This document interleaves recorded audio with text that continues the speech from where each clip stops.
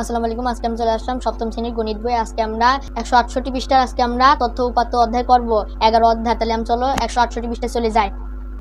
তাহলে আমরা 168 পৃষ্ঠায় চলে এসেছি। আমরা এখানে 11 অধ্যায় 1 থেকে আমরা 7 নম্বর পর্যন্ত করেছি। এটা আপনাদের ভিডিও ডিসক্রিপশন বক্সে লিঙ্কটা দিয়ে দেবো, সেই প্লেলিস্টের আপনাদের করেছি ভিডিওতে। আজকে আমরা 8 থেকে 16 নম্বর পর্যন্ত করবো, 8 নম্বর থেকে 16 নম্বর পর্যন্ত করবো। তাহলে চলো আমরা 8 নম্বর প্রথমে সমাধান করি। তাহলে 8 নম্বর বলছে উপাত্ত বলতে কি বোঝায় তা উদাহরণের মাধ্যমে লেখো। উপাত্ত বলতে কি বোঝায় তাও উদাহরণের মাধ্যমে লিখতে বলছে। তাহলে আমরা উত্তরে চলে যাই। তাহলে আমরা 8 নম্বর সমাধানে চলে এসেছি। 8 নম্বর বলছে উপাত্ত বলতে কি বোঝায় তাও উদাহরণের মাধ্যমে লেখো। এটা আমরা প্রশ্নে এবার উপাত্ত বলতে বোঝায় সংখ্যা ভিত্তিক কোনো তথ্য বা ঘটনা হচ্ছে একটি পরিসংখ্যান, আর তথ্য বা ঘটনার নির্দেশক সংখ্যাগুলো হচ্ছে পরিসংখ্যান উপাত্ত। তাহলে পরিসংখ্যান উপাত্ত এটাকে বলে। এবার এখানে উদাহরণের মাধ্যমে বোঝাতে বলছে। তাহলে এখানে উদাহরণ, কোনো একটি পরীক্ষায় সপ্তম শ্রেণীতে অধ্যয়নরত 20 জন শিক্ষার্থীর গণিতে প্রাপ্ত নম্বর হলো 80, 60, এদের এই সংখ্যাগুলো আছে। 20 জন শিক্ষার্থীর গণিতে প্রাপ্ত নম্বর। এখানে সংখ্যা দ্বারা নির্দেশিক হলো নম্বরগুলোকেই হলো, এই নম্বরগুলোই হলো পরিসংখ্যান উপাত্ত। তাহলে 9 নম্বর বলছে উপাত্ত কত প্রকারের, প্রত্যেক প্রকারের উপাত্ত কিভাবে সংগ্রহ করা হয় এবং প্রত্যেক প্রকার উপাত্ত সংগ্রহের সুবিধা ও অসুবিধা লেখো। তাহলে 9 নম্বর উত্তরে চলে এসেছি। তাহলে উপাত্ত কত প্রকারের, তাহলে পরিসংখ্যান উপাত্ত 2 প্রকার, যথা প্রাথমিক উপাত্ত বা প্রত্যক্ষ উপাত্ত, 2 হলো মাধ্যমিক উপাত্ত বা পরোক্ষ উপাত্ত। এখানে প্রত্যেক উপাত্ত যেভাবে সংগ্রহ করা হয়, প্রাথমিক তথ্যসমূহ অনুসন্ধানকারী ব্যক্তি বা সংস্থা কর্তৃক সরাসরি সংগৃহীত হয়। এবার সুবিধা, এখানে সুবিধা দিতে বলেছে পোস্টে। তাহলে এক সুবিধা হলো সংগৃহীত অনেক বেশি সঠিক ও নির্ভরযোগ্য। 2, তথ্যের গোপনীয়তা রক্ষা করা যায়। এবার অসুবিধা এখানে বর্ণনা দিতে বলেছে পোস্টে। 1, তথ্য সংগ্রহ সময় সাপেক্ষ। 2, অনেক ব্যয়বহুল ও ঝুঁকিপূর্ণ। অনেক ব্যয়বহুল ও ঝুঁকিপূর্ণ। তাহলে এইগুলো অসুবিধা। প্রথম প্রাথমিক উপাত্ত দেওয়া গেছে। এবার মাধ্যমিক উপাত্ত যেভাবে সংগ্রহ করা হয়, মাধ্যমিক উপাত্ত সরাসরি উৎস থেকে সহ না করে কোনো প্রকাশিত রিপোর্ট, প্রতিবেদন, পত্রিকা বা সরাসরি দলিলপত্র বা অন্যান্য কারো সংগৃহীত উপাত্ত থেকে সংগ্রহ করা যায়। তাহলে এটা হলো উপাত্ত থেকে সংগ্রহ করা যায়। সুবিধা, এবার স্বল্প সময়ে উপাত্ত সংগ্রহ করা যায়, এটা সুবিধা। আর দ্বিতীয় হলো ব্যয়বহুল ও ঝুঁকিপূর্ণ নয়। এবার অসুবিধা, 1 হলো সরাসরি উৎস থেকে সংগৃহীত হয় না বলে এটির গ্রহণযোগ্য কম। 2, কখনো কখনো সঠিক ফলাফল পাওয়া যায় না। এটা অসুবিধার 2টি কারণ। তাহলে আপনাদের এটা হলো 9 নম্বর উত্তরটা দেখিয়ে দিলাম। এবার আপনাদের 10 নম্বরটা দেখবো। 10 নম্বরটা বলছে, তাহলে 10 নম্বর অবিন্যস্ত উপাত্ত কি, উদাহরণ দাও। তাহলে অবিন্যস্ত উপাত্ত কি, তাহলে আমরা উত্তরে চলে যাই। অবিন্যস্ত উপাত্ত হলো যে উপাত্ত সংখ্যাগত মানের ক্রম অনুসারে সাজানো থাকে না, অর্থাৎ এলোমেলো ভাবে থাকে, তাকে অবিন্যস্ত উপাত্ত বলে। তাহলে উদাহরণ, এবার এখানে উদাহরণ দিতে বলছে। তাহলে উদাহরণ, কোন শহরে ডিসেম্বর মাসের প্রথম 10 দিনের তাপমাত্রা ডিগ্রি সেলসিয়াস হলো 10, 20, 25, 14, 22, 20, 18, 12, 14, 10। এই উপাত্তটি একটি অবিন্যস্ত উপাত্ত। এটা হলো অবিন্যস্ত উপাত্ত, কারণ এটি সংখ্যাগত মানে ঊর্ধ্বক্রম বা অর্ধক্রম অনুসারে সাজানো নয়। এটা ঊর্ধ্বক্রমও সাজানো নয়, ছোট থেকে বড় নয়, আর অর্ধক্রম নয়, বড় থেকে ছোট নয়। তাই এটা অবিন্যস্ত হলো উপাত্ত এইগুলা। তাহলে এটাই হলো। তাহলে আপনাদের এই 10টা ওটা দেখিয়ে দিলাম। এবার আমরা 11 নম্বর উত্তর করবো। 11 নম্বর উত্তর বলছে একটি অবিন্যস্ত উপাত্ত লেখো। অবিন্যস্ত উপাত্ত লিখতে বলছে মানের ক্রমানুসারে সাজিয়ে বিন্যস্ত উপাত্তে রূপান্তর করো। তাহলে আমরা 11 নম্বর উত্তর চলে যাই। তাহলে আমরা 11 নম্বর উত্তর চলে, তাহলে মানের ক্রম অনুসারে ঊর্ধ্বক্রম বা ঊর্ধ্বক্রমে সাজাতে বলছে। অর্ধক্রম বা ঊর্ধ্বক্রমে, তাহলে আমরা এখানে ঊর্ধ্বক্রমে সাজাচ্ছি, মানে ছোট থেকে বড়, সেটাকে সাজিয়ে বিন্যস্ত উপাত্তে রূপান্তর করতে বলছে। তাহলে আমরা এখানে কোনো বিদ্যালয়ের সপ্তম শ্রেণীতে, তাহলে এখানে বলছে একটি অবিন্যস্ত উপাত্ত লেখো। তাহলে এখানে একটা অবিন্যস্ত উপাত্ত লিখে নিচ্ছে যে শ্রেণীতে কোনো বিদ্যালয়ে সপ্তম শ্রেণীতে 10 জন শিক্ষার্থীর দৈহিক ওজন কেজি নিম্নে দেওয়া হলো 40, 45, 39, 48, 52, 47। এখানে আছে 10 জন শিক্ষার্থীর দৈহিক ওজন এখানে আছে। এখানে কিন্তু ঊর্ধ্বক্রম বা অর্ধক্রমে সাজানো না, এটা অবিন্যস্ত উপাত্ত, যা একটি অবিন্যস্ত উপাত্ত। এবার মানের ক্রম অনুসারে সাজিয়ে বিন্যস্ত উপাত্তে রূপান্তর করো। তাহলে এই হলো, এটাকে ক্রম অনুসারে সাজিয়ে বিন্যস্ত রূপে উপাত্তে রূপান্তর করতে বলছে। তাহলে উপাত্তটিকে মানের ঊর্ধ্বক্রম অনুসারে সাজিয়ে পায়। তাহলে এটা হলো ছোট থেকে বড় সাজিয়ে নেবো। এই যে এখানে প্রথমে 38 আছে, তারপর 39, এইভাবে সাজিয়ে নিতে হবে এই 10 জনকে, যে একটি বিন্যস্ত উপাত্ত। এবার এটা বিন্যস্ত উপাত্ত হয়ে গেলে, বড় থেকে সাজালেও অর্ধক্রম সাজালেও এটা বিন্যস্ত উপাত্ত, বা ছোট থেকে বড় সাজালেও বিন্যস্ত উপাত্ত, ঊর্ধ্বক্রম সাজাইবে। তাহলে আপনাদের এটা 11 নম্বর উত্তর দেখিয়ে দিলাম। এবার আমরা 12 নম্বর উত্তর করবো। 12 নম্বর বলছে কোন শ্রেণীর 60 জন শিক্ষার্থীর গণিত বিষয়ে প্রাপ্ত নম্বর নিচে দেওয়া হলো। এখানে 60 জন শিক্ষার্থী গণিত বিষয়ে প্রাপ্ত নম্বর নিচে দেওয়া হলো। এবার গণসংখ্যা সারণী তৈরি করো। তাহলে আমরা এখানে উত্তরে চলে যাই। তাহলে এখানে যে সমাধান উপাত্তের সর্বনিম্ন মান 22 এবং সর্বোচ্চ মান 99। এখানে গণসংখ্যা সারণী তৈরি করতে বলছে। তাহলে প্রথমে উপাত্তের সর্বনিম্ন মান এখানে বের করতে হবে 22 আর সর্বোচ্চ মান হলো 99। এটা ঊর্ধ্বক্রমে বা অর্ধক্রমে সাজালেই পাওয়া যাবে। ঊর্ধ্বক্রমে সাজালে পাওয়া যাচ্ছে 22 আর 99 পাওয়া যাচ্ছে সর্বোচ্চ, আর 22 পাওয়া যাচ্ছে সর্বনিম্ন। এবার এখানে গণসংখ্যা সারণী তৈরি করতে বলছে। তাহলে এখানে পরিসর, তাহলে এখানে প্রদত্ত উপাত্তের পরিসর সমান, তাহলে পরিসর সময় আমরা জানি বৃহত্তম সংখ্যা আর ক্ষুদ্রতম সংখ্যা বিয়োগ ক্ষুদ্রতম সংখ্যা যোগ 1। তাহলে এখানে আমরা হলো এখানে দিয়ে দেবো বৃহত্তম সংখ্যা হলো মানে সর্বোচ্চ সংখ্যা এখানে 99। তাহলে এখানে 99 বিয়োগ এখানে ক্ষুদ্রতম সংখ্যা 22 মানে সর্বনিম্ন সংখ্যা 22 বিয়োগ এবার যোগ 1 হয়ে যাবে। তাহলে এটা বিয়োগ করলে এখানে 77 পাওয়া যাচ্ছে, আর যোগ করলে এখানে 1 যোগ করলে এখানে 78 হয়ে। তাহলে সুতরাং 10 শ্রেণীব্যক্তি নিয়ে শ্রেণী সংখ্যা এখানে 10টা ধরে নিতে হবে। এখানে 10 শ্রেণীব্যক্তি নিয়ে শ্রেণী সংখ্যা ধরতে হবে। এখানে যে এখানে 78 পেয়েছি আমরা পরিসর সমান, তাহলে এবার 78 দিয়ে ভাগ হয়ে যাবে। তাহলে এখানে ভাগ করে 7.8 পাচ্ছি। 7 পরে পূর্ণ সংখ্যা 8 সেটা লিখতে হবে। এখানে 7 যদি 6 আসতো, 7.1 আসতো, 5 আসতো, তাও এখানে 7 পরে যে সংখ্যা আছে সেই পূর্ণ সংখ্যাটা দিতে হবে, পূর্ণ সংখ্যা দিতে হবে, মানে শ্রেণী সংখ্যা হবে 8টি। তাহলে গণিতে প্রাপ্ত নম্বরের গণসংখ্যা সারণী হলো এখানে। তাহলে শ্রেণীব্যক্তি এগুলো দেওয়া হয়েছে যে 22 থেকে 31 পর্যন্ত মোট 5টা সংখ্যা হয়েছে। এটা হলো অর্ধক্রমে বা ঊর্ধ্বক্রমে সাজায় এটা বের করতে হবে। এখানে ঊর্ধ্বক্রমে সাজায় সহজ হবে, এটা বের করতে হবে।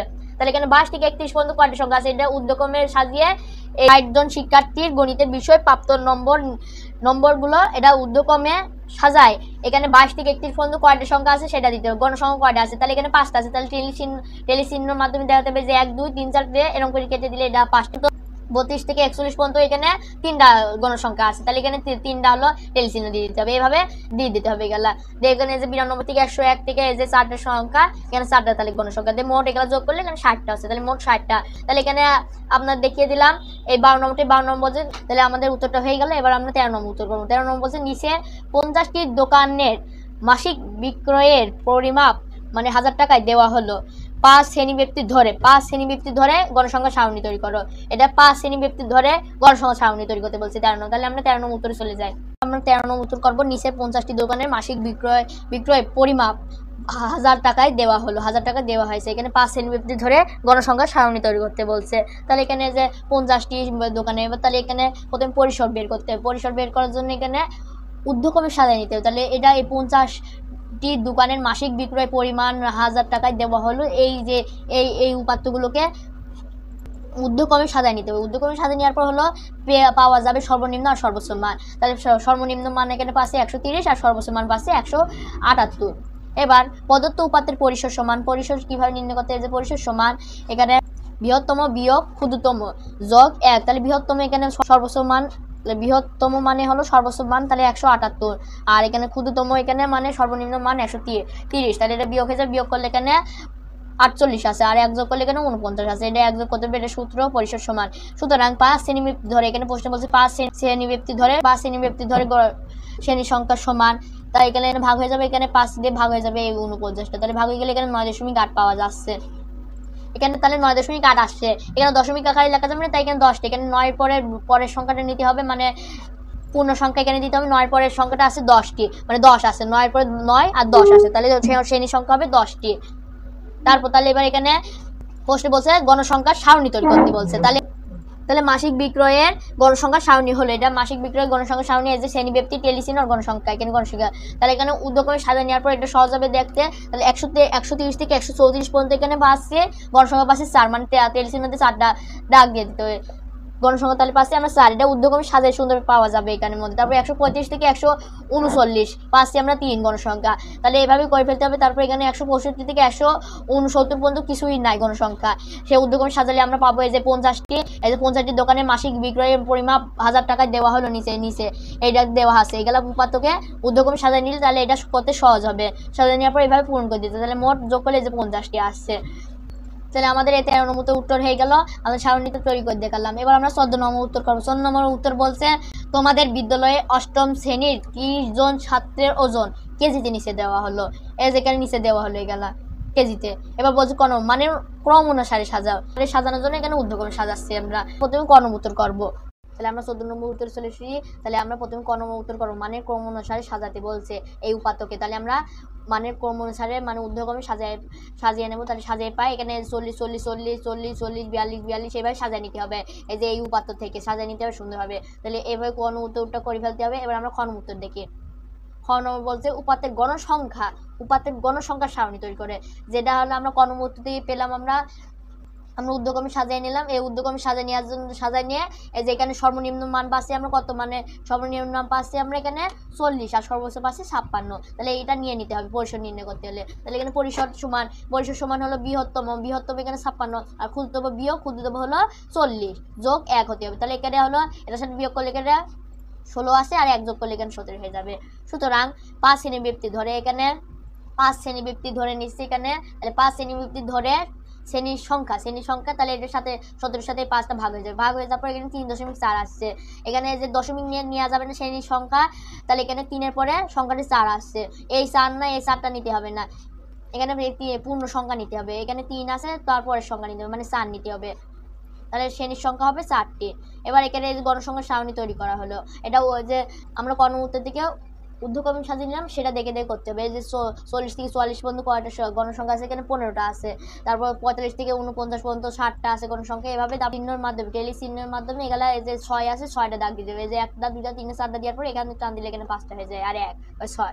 এভাবে করলে এখানে যোগ দিলে 30 আসছে, যোগ দিলে 30 আসছে। তাহলে এভাবে করে ফেলতে হবে। 14 নম্বর উত্তরটা এভাবে করে ফেলতে হবে। এবার 15 নম্বর বলছে কোনো এলাকার 35টি পরিবারের লোক সংখ্যা নিচে দেওয়া হলো।